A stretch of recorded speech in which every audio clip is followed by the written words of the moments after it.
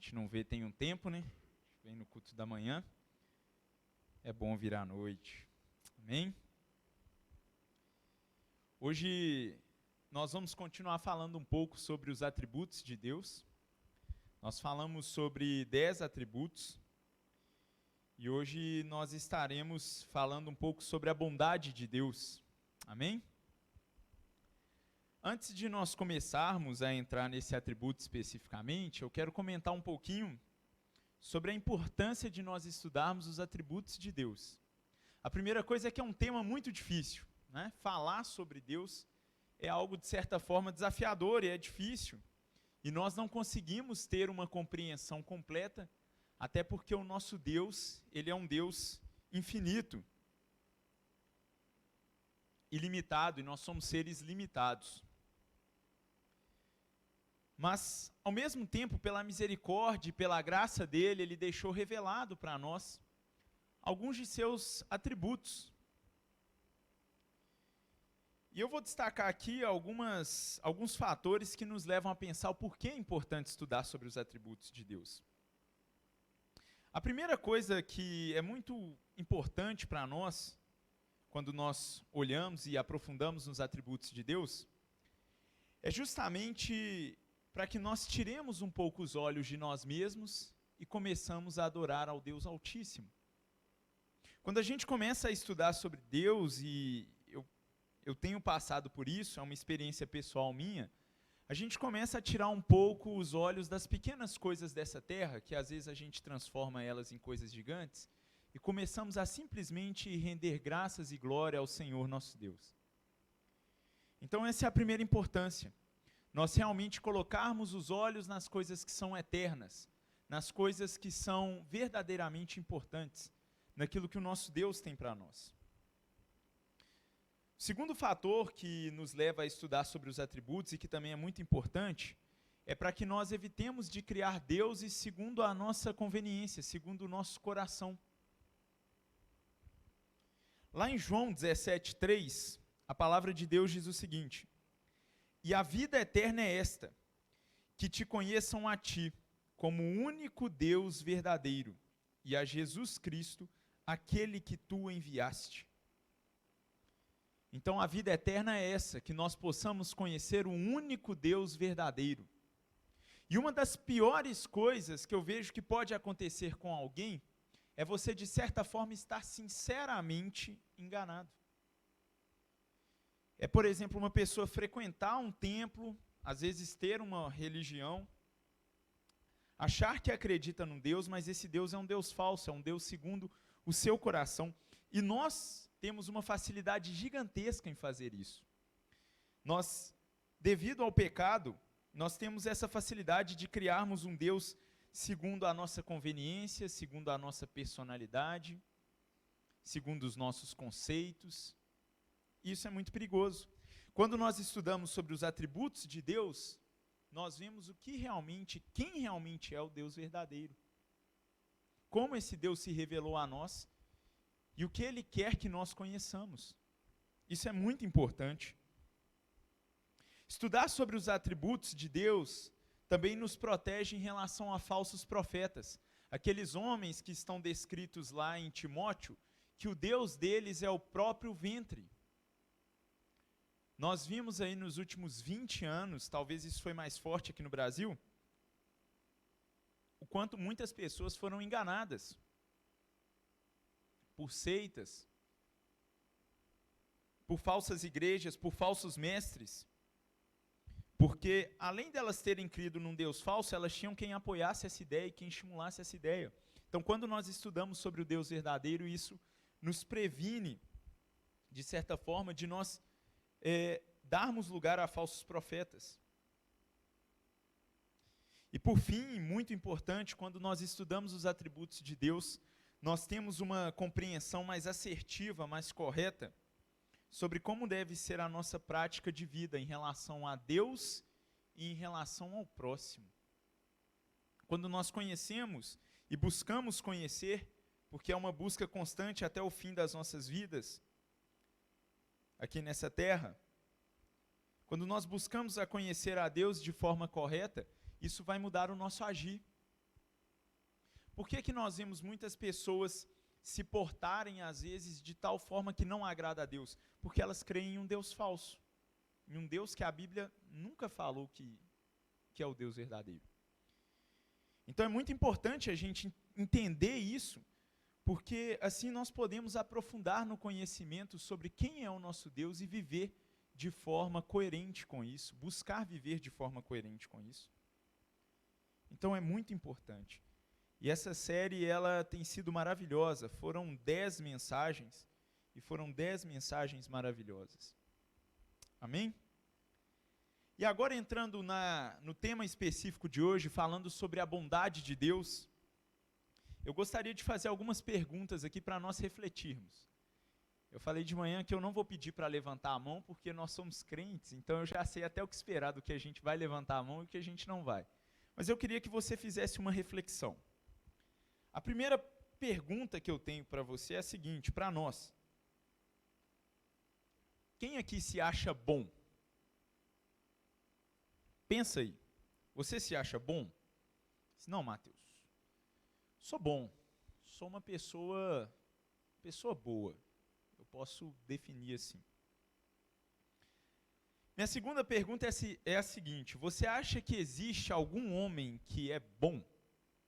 Às vezes você fala assim, não, eu não sou bom não. Mas assim, quando eu olho para aquele pastor, né? Quando eu olho, vamos lá, vamos pensar em Paulo, né? Eu olho para Paulo.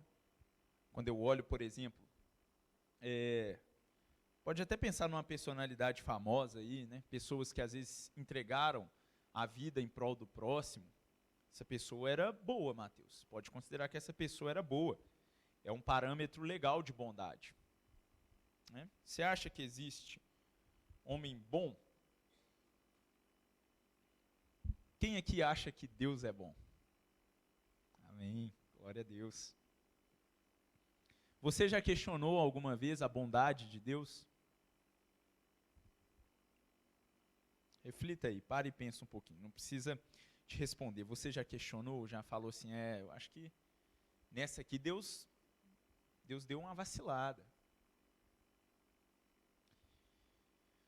Bom, a gente vai tentar responder aqui essas perguntas ao longo da mensagem, com a graça de Deus. Mas antes de nós começarmos, baixe sua cabeça, vamos orar a Deus, amém? Ô Senhor Deus, muito obrigado, Pai, por essa noite. Eu quero te agradecer porque o Senhor nos trouxe até aqui, Deus. O Senhor, em sua misericórdia, graça, bondade, amor, o Senhor nos trouxe até aqui. Ó Deus, muito obrigado pela vida dos meus irmãos. Eu quero te agradecer por cada um que está aqui nessa noite. Ó Pai, em nome de Jesus, que a Tua palavra, ela possa, ó Deus, estar agindo em nosso meio. Obrigado, Deus. Eu te agradeço porque o Senhor tem sido um Deus que tem deixado a Tua palavra aqui nessa igreja, Pai. O Senhor tem trazido a Tua palavra aqui nessa igreja por amor ao Teu nome, por misericórdia e graça. Muito obrigado, Deus, porque o Senhor tem cuidado de nós. Muito obrigado, Deus, porque o Senhor deixou a Bíblia, o Senhor deixou a palavra de maneira zelosa, para que nós pudéssemos viver, para que nós pudéssemos praticar, ó Deus, para que nós pudéssemos ter uma vida coerente segundo a Tua palavra e buscar mais de Ti, o único Deus verdadeiro. Ó Pai, em nome de Jesus, que os nossos corações possam estar abertos nessa noite, Deus.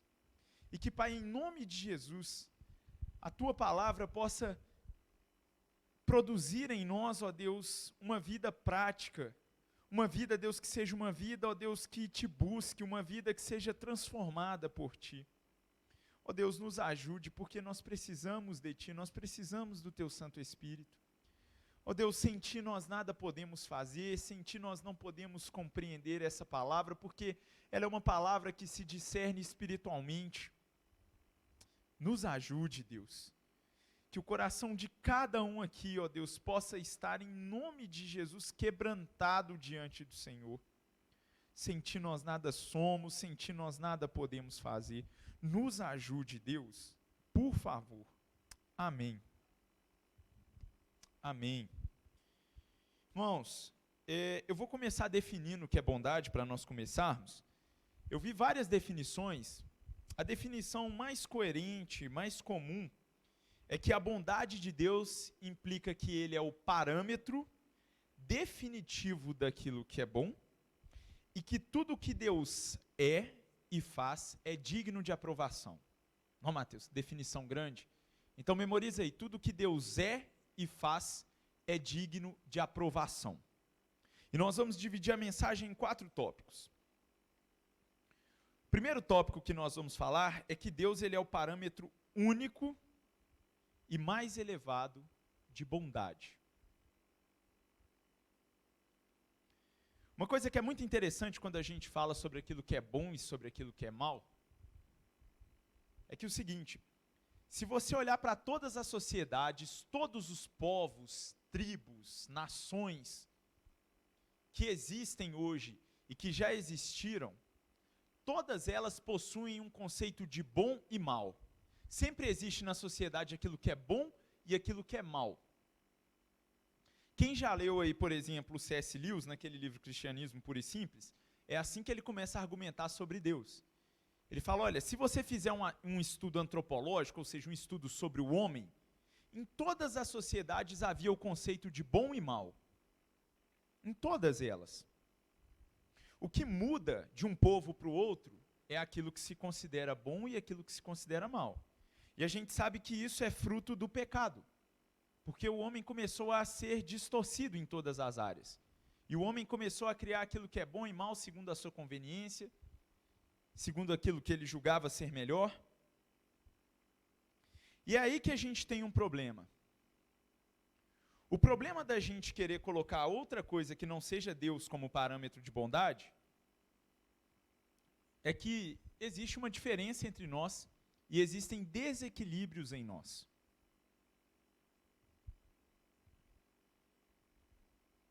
Na nossa personalidade, nas nossas características, existem coisas que nós valorizamos mais e coisas que nós valorizamos menos.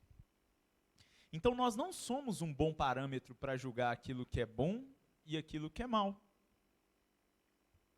Eu dei um exemplo aqui de manhã, que eu passo muito por esse exemplo. Todo ano eu passo por ele.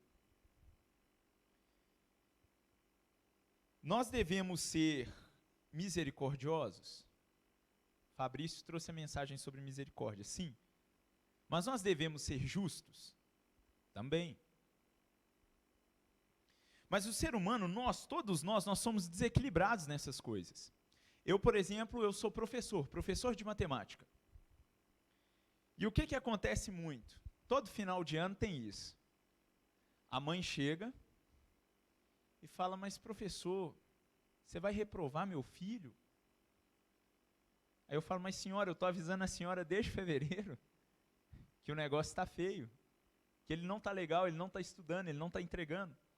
Não, mas professor, você tem que ser misericordioso com ele.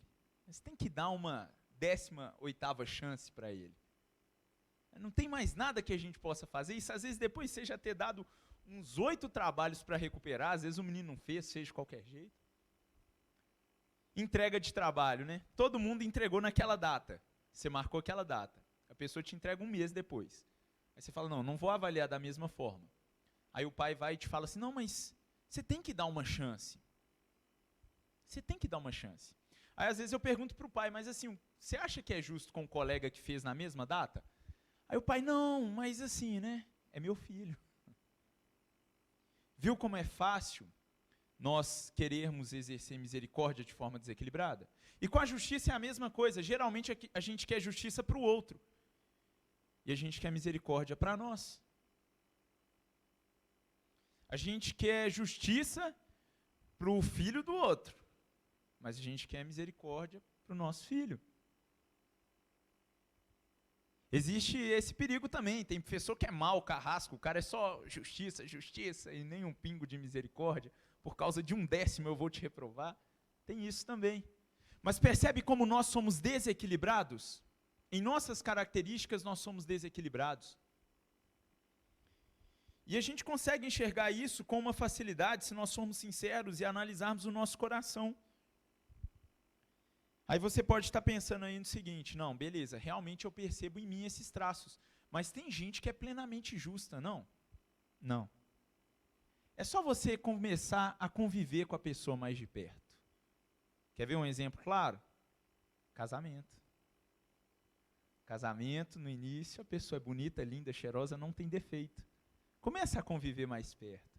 Começa a comer 1 quilo de sal juntos. Você vai perceber que a pessoa tem os desequilíbrios dela, ela é desequilibrada também.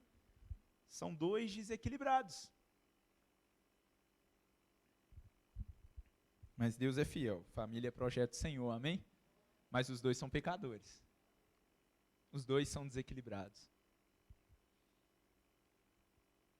Então, nós não somos um bom parâmetro de bondade.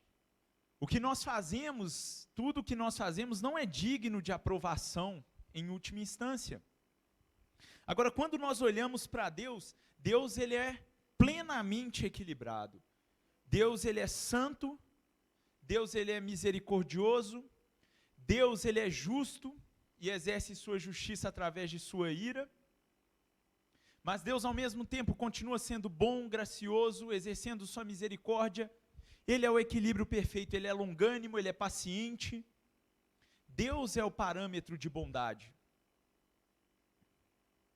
Deus, ele é o parâmetro de justiça e retidão, sem deixar de ser o parâmetro de graça, misericórdia e paciência. E aí, isso nos leva ao seguinte questionamento, mas espera aí, se eu não sou um parâmetro de bondade, como é que eu posso julgar aquilo que é bom?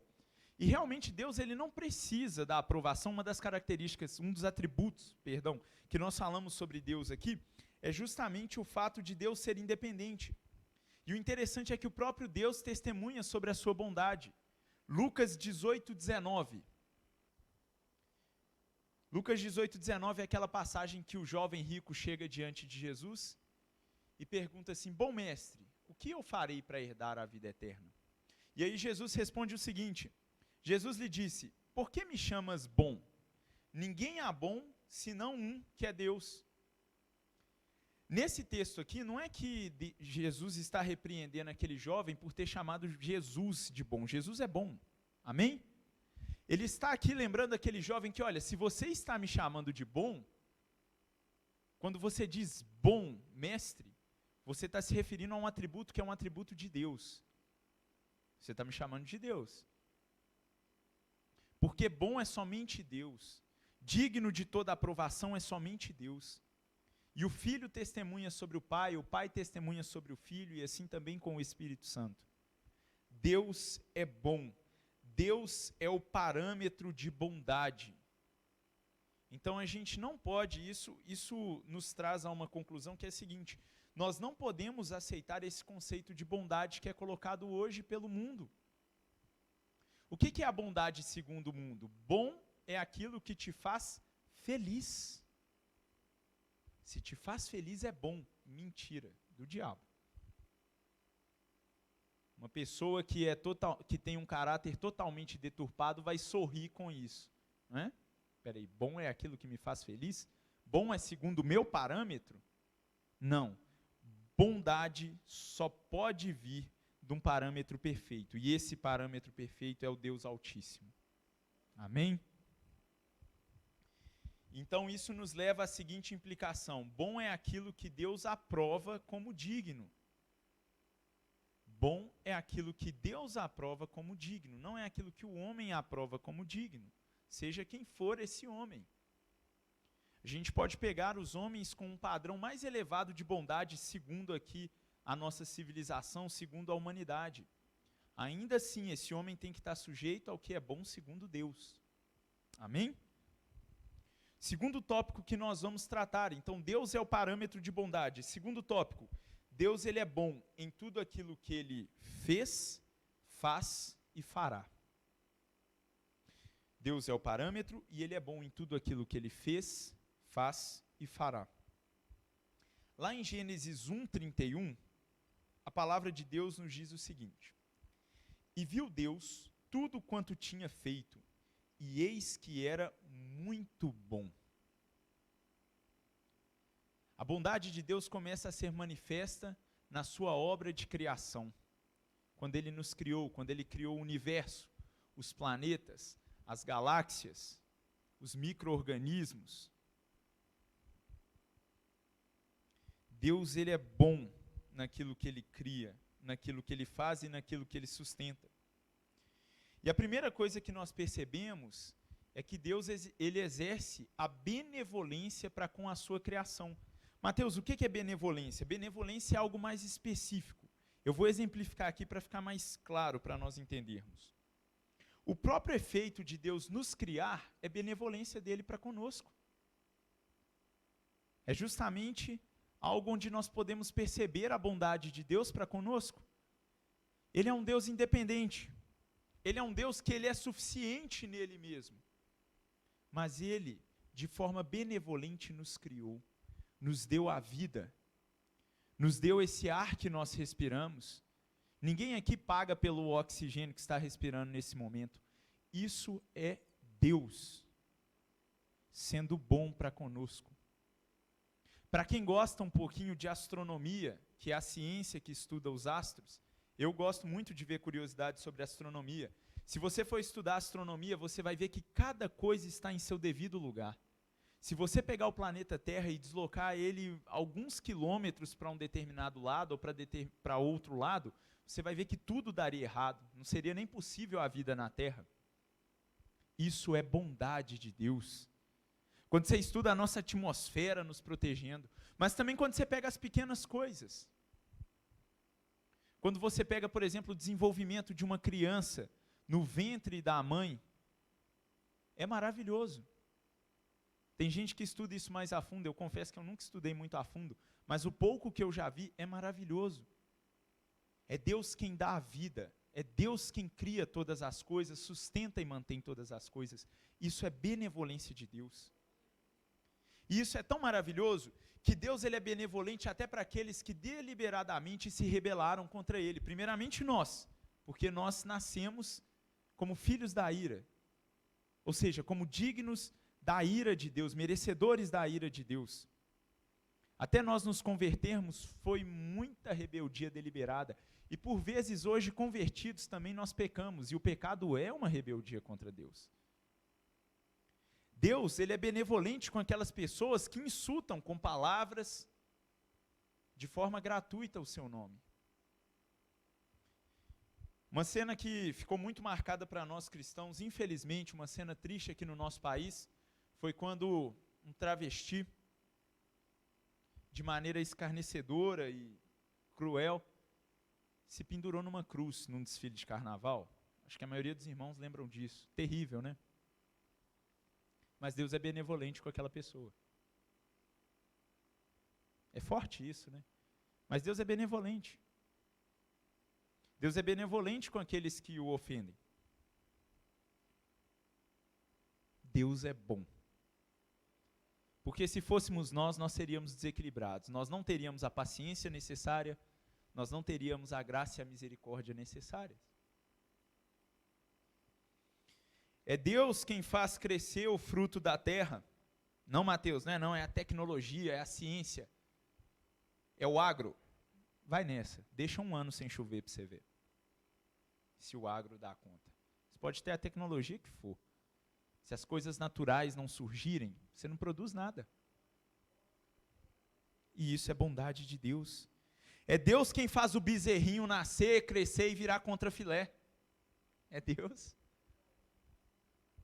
Contrafilé é bom, né? É Deus. É Deus quem faz o amanhecer, o pôr do sol. E isso sobre todos da sua criação. Salmo 145, 9 diz assim: o Senhor é bom para todos, e as suas misericórdias são sobre todas as suas obras. Ainda no Salmo 145, no versículo 15, os olhos de todos esperam em ti, e lhes dá o seu mantimento a seu tempo. Deus é provisão sobre nós. Até mesmo na inteligência do ser humano para desenvolver coisas, né, a gente sabe, eu falei aqui sobre o agro é muito importante. Eu estava lendo um estudo essa semana, e essa é uma das épocas que a gente tem menos fome na Terra, quando a gente fala em porcentagem. Se nós pegarmos nos últimos anos, devido ao avanço da tecnologia, ainda existe fome? Existe. Mas é uma das épocas que nós temos menor número de fome, isso eu estou falando a nível mundial. E grande parte disso é porque a gente produz grãos. Até essa inteligência é fruto da benevolência de Deus, que permite o raciocínio, que permite o intelecto, que permite capacidade aos homens. Deus é bom. Deus é maravilhoso. E aí surge um questionamento que vem de muitas pessoas, até aí fora para nós que somos cristãos, que é o seguinte, tá, mas Deus é bom, mas por que se mantém doenças? Por que se mantém doenças, às vezes, sobre pessoas boas? Lembram que eu disse que Deus é plenamente misericordioso, gracioso, benevolente, mas Ele também é plenamente justo? A sua ira se manifestou contra a rebeldia da humanidade. Nós colhemos essas coisas do pecado original, do pecado do Éden. Deus aplicou a sua justiça ali, quando Ele disse, olha, sobre você, você vai adoecer. A mulher sentirá dor na hora do parto, com o suor do teu rosto você comerá o pão da terra. Tem que trabalhar, acordar amanhã às 5h30. Essas consequências ficaram. Deus é um Deus justo. Mas por isso Ele não deixa de ser bom. A ira dele se manifesta, tanto atualmente quanto no grande dia, onde a ira será manifesta para aqueles que serão condenados ao inferno. Mateus, isso é injusto. Mas nós vimos aqui uma característica, quem trouxe foi um atributo de Deus, quem trouxe foi a pastora Marilene. Deus é longânimo. Deus, Ele tolera. A longanimidade é um atributo de Deus para aqueles que se rebelam contra Ele. É a manifestação da bondade dEle para com os homens que deliberadamente se rebelam contra Ele. Ele é paciente, Ele tolera. Pensa aí se você é uma pessoa tolerante. Nós somos tolerantes? A pessoa vacila com a gente uma vez. Às vezes você até passa um pano. Na segunda, terceira, você já quer destruir. Quantas das vezes nós fomos rebeldes para com Deus? Quantas das vezes a humanidade é rebelde para com Deus? E aí nós temos, a pastora Marilene até trouxe isso quando ela trouxe esse atributo. Constantemente a Bíblia fala, olha, o meu cálice está se enchendo. A gente vê nações cometendo abominações, nações sacrificando crianças, nações sendo injustas, maldosas, nações fazendo abominações contra Deus. Mas Deus é paciente, Deus é longânimo. Essa é a benevolência de Deus sendo mostrada, essa é a bondade de Deus, sendo mostrada. Romanos 2,4 diz o seguinte, ou desprezas tu as riquezas de sua benignidade e paciência e longanimidade, ignorando que a benignidade de Deus que te leva ao arrependimento. Então sim, existe a ira de Deus, e existem consequências. Essa ira ainda é manifesta, a ira santa de Deus, porém Ele é paciente. Deus, Ele mostra a sua bondade também quando Ele exerce misericórdia sobre as nossas vidas, quando Ele não nos castiga. Do que nós seríamos merecedores a não ser do castigo? Do que nós seríamos merecedores a não ser da condenação? Mas Deus é misericordioso, e em sua misericórdia Ele demonstra a sua bondade, quando Ele não nos dá o castigo. Quando Ele envia aquele que é capaz de salvar. Ele mesmo promoveu o meio para nós. E o meio é Jesus Cristo, o nosso Senhor e Salvador. Hoje nós estávamos conversando no final ali do culto da manhã sobre isso, né? A misericórdia de Deus não foi uma passada de pano. Ele foi justo. Ele foi justo com Cristo na cruz. Tanto que o que Cristo teve que enfrentar ali, por mais que o sofrimento humano dele foi grande, mas o que ele teve que enfrentar ali, que foi pesado, digamos assim, é a ira de Deus. Um Deus irado. E Deus, de maneira misericordiosa, não nos punirá, não punirá aqueles que confessaram e creram em seus corações que Cristo Jesus é o Senhor e Salvador das nossas vidas. Isso é bondade de Deus. De semelhante modo, a graça de Deus nos dá o presente imerecido da vida eterna ao seu lado. Isso é graça de Deus, isso é presente. A bondade de Deus sendo manifesta novamente. Deus, ele é justo e ele é o justificador das nossas vidas.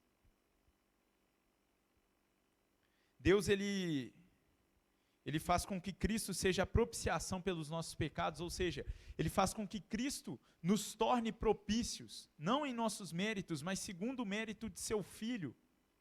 Isso é bondade de Deus. Se nós não enxergarmos a bondade de Deus em sua misericórdia, em sua graça, em sua justiça, nós não enxergaremos a bondade de Deus nas outras coisas. A gratidão, segundo o mundo, ela vem quando tudo está dando certo, não é? Hashtag gratidão, quando o casamento está bacana, quando tem dinheiro na conta, quando você acordou e não bateu o dedinho na lateral lá do móvel, gratidão. A nossa gratidão, ela tem uma fonte diferente. Ela tem uma fonte de entender que o Deus Santíssimo, o Deus justo, o Deus que tem a sua ira santa, exerceu sobre nós longanimidade, misericórdia e graça. É assim que nós enxergamos a bondade de Deus. Porque senão a gente vai incorrer naquele erro de ter essa gratidão segundo o mundo.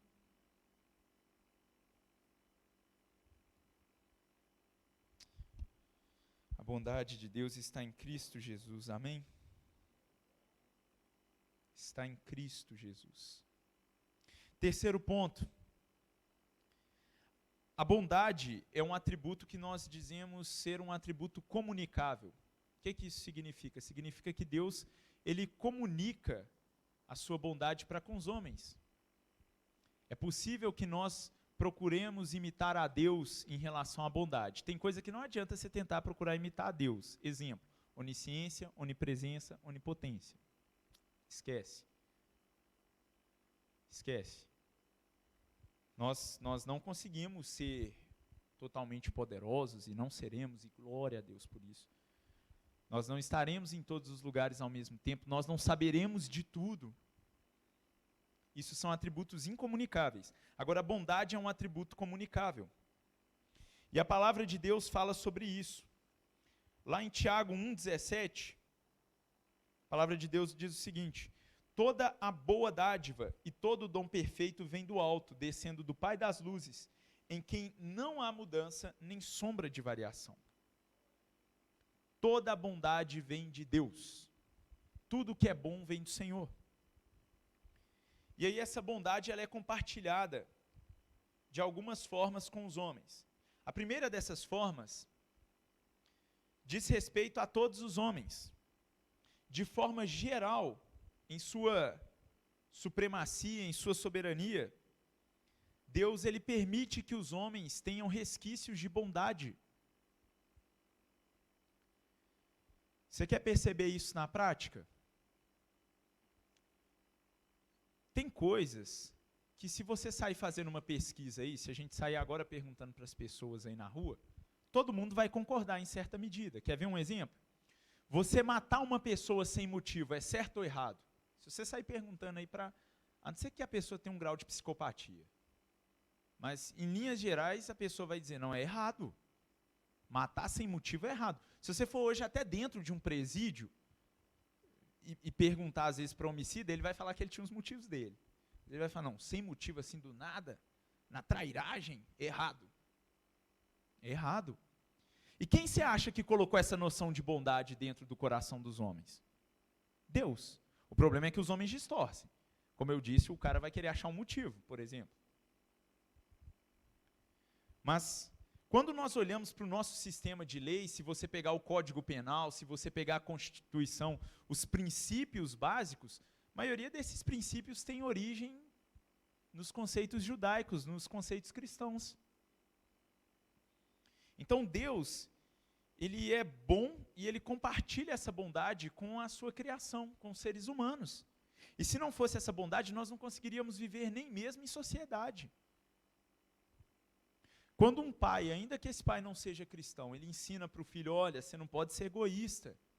Olha, você tem que repartir suas coisas. Olha, você não pode sentir inveja. Olha, tudo isso é bondade de Deus. E a bondade dele sendo compartilhada conosco, é um atributo comunicável. O problema é que devido ao pecado nós distorcemos isso. Mas a moralidade geral dos seres humanos é Deus quem compartilha. Então, quando você olha, por exemplo, para aquele seu vizinho, ou para aquele seu amigo de trabalho, ou para aquele seu colega, e ele é uma pessoa que, nossa, essa pessoa tem atitudes boas, né? Ele é um bom marido, ela é uma boa esposa, ele é um bom pai, ele é um bom cidadão, ele é trabalhador, pessoa de bem, saiba, isso vem de Deus. Se não fosse Deus colocando a sua lei, se não fosse Deus deixando isso para nós de forma escrita, nós estaremos perdidos. E é o que nós temos visto acontecendo nesse tempo pós-moderno. Os conceitos já estão começando a ser alterados. Adulterar é errado? Se você perguntar isso para as pessoas aí fora, você já vai começar a ver uma divisão. Depende. Egoísmo é errado? Individualismo é errado? Depende. Né? Abre o Instagram lá para você ver. O tanto de egoísmo. Você vê esses coachings modernos falando o quê? Você tem que pensar em você. Na hora que você está passando a dificuldade lá, quem está com você? Você. Quando você estiver lá na boa, tem que ser você. E às vezes a gente até engole essas besteiras, né? A bondade vem de Deus e Ele compartilha ela de forma geral com todos.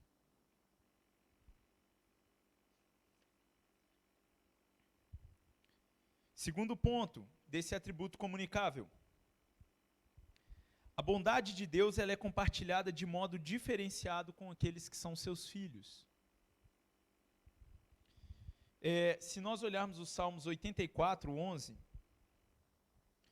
diz o seguinte, porque o Senhor Deus é um sol e escudo, o Senhor dará graça e glória, não retirará bem algum aos que andam na retidão. Romanos, essa aqui é famosa, Romanos 8, 28, diz assim, e sabemos que todas as coisas contribuem juntamente para o bem daqueles que amam a Deus, daqueles que são chamados segundo o seu propósito. Mateus 7,11, se vocês, apesar de serem maus, sabem dar boas coisas aos seus filhos, quanto mais o Pai de vocês que está no céu, dará coisas boas aos que lhe pedirem. Nós podemos pedir coisas boas ao Senhor. Lembrando que Deus é o parâmetro inicial e perfeito de bondade. Aquilo que é bom para você não necessariamente é aquilo que é bom para Deus e aquilo que Ele vai te dar. Deus, em sua soberania, Ele concede aos seus filhos bênçãos especiais, bênçãos espirituais. E aqui eu não estou falando sobre triunfalismo. Eu estou falando que um Deus misericordioso, que olha para a obra redentora de Cristo, Ele nos ouve e Ele faz com que todas as coisas cooperem para o nosso bem. Terceiro ponto desse atributo comunicável. Deus ele ordena que assim como Ele, nós sejamos bons. Vamos lá em Gálatas 6:10. Diz assim, então enquanto temos tempo, façamos bem a todos, mas principalmente aos domésticos da fé. Então, Deus ele é bom, Ele é o parâmetro perfeito, mas Ele também ordena que nós sejamos bondosos, que nós busquemos fazer o bem. Lucas 6:27. Lucas 6, 27 diz o seguinte: mas a vós que isto ouvis, digo, amai a vossos inimigos, fazei bem aos que vos odeiam. E ainda em Lucas 6, Rafael, vai no 35, por favor. 6:35. Amai, pois, a vossos inimigos, e fazei bem, e emprestais sem nada esperardes, e será grande o vosso galardão. E sereis filhos do Altíssimo, porque ele é benigno até para com os ingratos e maus. Então a palavra de Deus diz o seguinte: nós temos que ser benignos. Sabe por quê? Porque o nosso Deus é benigno para com todos. Ele é benevolente para com todos, nós vimos isso. E aqui eu queria fazer só um esclarecimento, que é uma parte que quando eu li, assim, eu lembrava por alto, mas eu fui estudar novamente. E emprestais sem nada esperardes. Aí já vem de sua cabeça aquele parente enrolado para pagar, né? Nosso Deus. Que parente que pede, some no mundo, posta selfie lá na praia, você às vezes precisando do dinheiro, e como é que fica? Jesus aqui está se referindo a Levítico 25:35, que diz assim, ó: e quando alguém próximo a você empobrecer e as suas forças decaírem, ou seja, a pessoa não tiver condição de sustento, então você sustentará ele. Como estrangeiro e peregrino, ele viverá contigo. Não tomarás dele juros nem ganho, mas do teu Deus terás temor, para que teu irmão viva contigo. Não lhes dará dinheiro, do teu dinheiro com usura, com juros, com cobrança, nem darás do teu alimento por interesse. Ou seja, o que Jesus está dizendo aqui é o seguinte: se tiver uma pessoa necessitada perto de nós, nós devemos ajudar. Ainda que essa pessoa seja blasfema para com Deus, seja rebelde e seja de forma deliberadamente uma pessoa contrária a Deus, com suas palavras, suas atitudes, nós devemos amar essa pessoa. Nós devemos ser benignos para com essa pessoa. Eu sei que isso é pesado, mas Jesus, ele realmente vem e ele aperta o parafuso. Eu sempre lembro dessa mensagem do pastor Fabrício. Afinal de contas, amar as pessoas que nós gostamos é muito fácil. Eu amar minha família, eu ajudar minha família, meus amigos, as pessoas que eu tenho interesse em comum. Jesus fala que isso os lá de fora também fazem, e eles fazem. Mas Deus, ele ordena que nós amemos os nossos inimigos e sejamos benevolentes para com eles, exerçamos bondade para com eles. É forte, né, meus irmãos? Mas é a palavra de Deus, e glória a Deus por isso, porque ele nos ensina isso, nos capacita a vivermos isso. Então nós devemos exercer benevolência. Sempre que depender de nós, nós devemos ser bons para com os homens. E de novo, bondade para com os homens, nós vamos falar disso aqui quando nós formos para as aplicações, não é fazer o que o homem quer, tá? Mas é amá-lo. Amá-lo em nosso coração. Isso é muito importante. E agora vamos para as aplicações. Primeira aplicação. Nós devemos louvar a Deus por sua bondade. Nós devemos exaltar a Deus por sua bondade. Esse Deus que é plenamente justo, plenamente santo, plenamente misericordioso, plenamente gracioso, plenamente longânimo. Esse Deus, ele deve ser exaltado, engrandecido. Deus é totalmente equilibrado e parâmetro correto de justiça, ira, santidade, amor, graça. E o que nos cabe quando nós olhamos para isso? Louvar e engrandecer a Deus. Não importa a situação, não importa a circunstância, louvar e engrandecer a Deus. Isso vem com maturidade. Tem momentos que você não vai estar muito afim, que seu sentimento não vai estar legal, as coisas ao seu redor não estão legais. Louve a Deus, porque Ele é bom. Amém? Junto com isso, deve desencadear em nós vidas que sejam vidas gratas, principalmente nós que somos filhos. Por quê? Porque a palavra dele diz que a vontade dele para conosco é boa, perfeita e agradável. Em 1 Tessalonicenses 5,18 diz que em tudo nós devemos dar graça, porque essa é a vontade de Deus em Cristo Jesus para conosco. Então nós devemos viver vidas que sejam gratas, em qualquer circunstância e em qualquer situação. Eu sei que isso na prática é muito difícil, mas é isso que Deus coloca para nós fazermos, é isso que Deus coloca para nós vivermos. Então, mesmo em meio à dificuldade, seja na sua vida talvez financeira e profissional, seja no seu casamento, ou na sua falta de casamento, né? Seja até mesmo diante da sua inconstância para com Deus. Quem aqui já passou um momento espiritual difícil? Louve a Deus. Seja maduro, louve a Deus, porque a vontade dele é boa, perfeita e agradável. Tem vezes que a gente ora, que a gente fala com Deus, e assim, você já viu aquele filme de Bang Bang, de Velho Oeste, que fica só o vento? Você não escuta nada, você não sente nada. Mas a vontade de Deus é boa, Ele é bom. Engrandeça a Deus. Louve ao Senhor. Terceiro ponto. Nós devemos praticar o bem. Nós vimos aqui que se o Pai Celestial é benevolente, até mesmo com os ingratos e maus, com os injustos, até mesmo com aqueles que deliberadamente se rebelam, nós também devemos praticar o bem. E aqui eu quero fazer uma palhinha sobre aquilo que tem sido muito falado aqui na igreja, e que é uma dificuldade para nós, e nós temos que aprender, e estamos crescendo juntos nisso.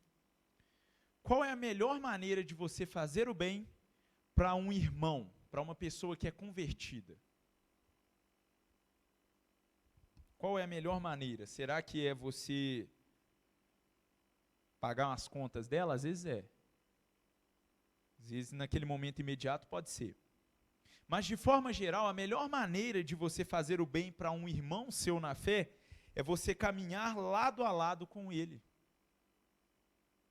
É o que nós temos falado aqui sobre discipulado, sobre amizade espiritual. É você se preocupar com a espiritualidade do seu irmão. Claro que se vierem coisas materiais, claro que se vier uma necessidade de você visitar num hospital, de você ir até algum local, socorrer, ajudar, você vai fazer. Mas a principal preocupação que você deve ter com aqueles que foram salvos, que são da família da fé, é justamente sobre a qualidade espiritual do seu irmão. É mandar uma mensagem lá no WhatsApp se ele está faltando. É ter uma conversa mais profunda, ter um momento com aquele seu irmão e perguntar, e aí, como é que está a sua vida espiritual?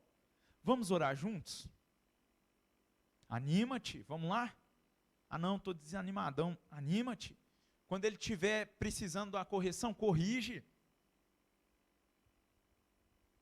Eu sempre gosto de contar que eu tenho um amigo espiritual que de vez em quando a gente sai para uma corrida, e a corrida, na verdade, nem é corrida não, porque a gente não corre, a gente fica animando um ao outro, e às vezes corrigindo um ao outro, isso é muito bom. Então faça o bem, ande lado a lado com alguém.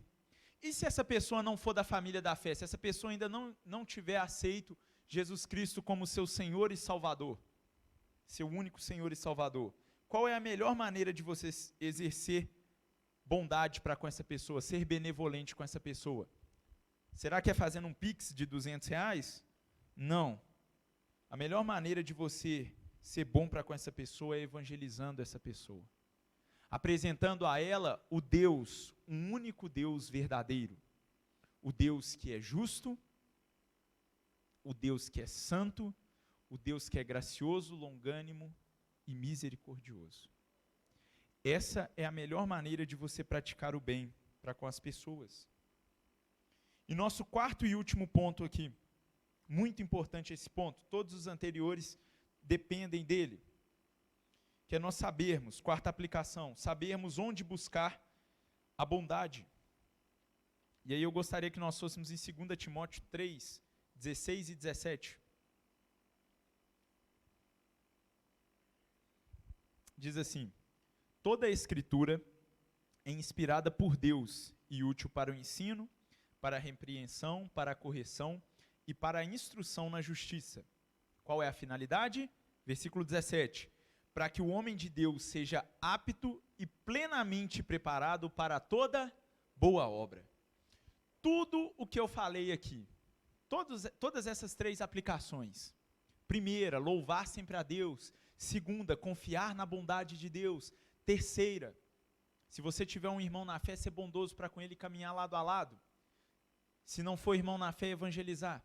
Você não conseguirá fazer nenhuma dessas coisas, você não conseguirá exercer essa bondade se você não buscar na fonte correta. E a fonte correta da bondade é o nosso Deus. E Ele, em sua misericórdia e graça, deixou para nós revelado em sua palavra a sua vontade. Então a instrução, a palavra, as escrituras, elas servem para que nós sejamos aptos e plenamente preparados para exercermos a boa obra. Para que nós possamos pegar esse atributo, que é um atributo de Deus, mas que Ele comunica conosco, e colocarmos em prática. Então busque no Senhor, busque na palavra, porque se nós não buscarmos na palavra, nós vamos ser bondosos segundo os nossos desequilíbrios.